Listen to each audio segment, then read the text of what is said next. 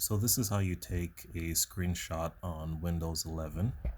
So there's a couple ways you can do it. You can press the print screen button here on your keyboard, which will take a screenshot of all the contents, or you can use the snipping tool. So you can use the shortcut. You can press the Windows key, Shift, and S, like this,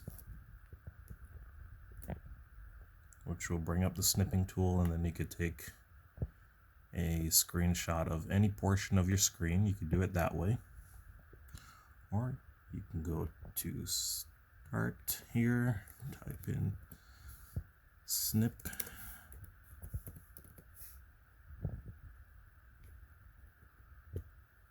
search for snipping tool, and then you have it that way.